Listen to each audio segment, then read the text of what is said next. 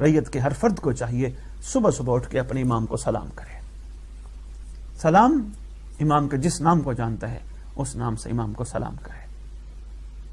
سلام جس نام سے جو جانتی ہے اپنے وقت کے امام کو سلام کرے. السلام علیکہ یا شریک القرآن، السلام علیکہ یا مظہر الایمان، السلام علیکہ یا امام زمان، السلام علیکہ یا امام مہدی اجل اللہ تعالیٰ فرج. وقت کے امام کو سلام کریں، فائدہ بڑا ہونا ہے. جن کی شریعت میں سلام کرنا سنت ہے انہی کی شریعت میں جواب دینا واجب ہے. کتنے خوش نصیب ہو گئے آپ لوگ جب آپ دن کا آغاز وقت کے امام کو سلام کر کے کرو گے.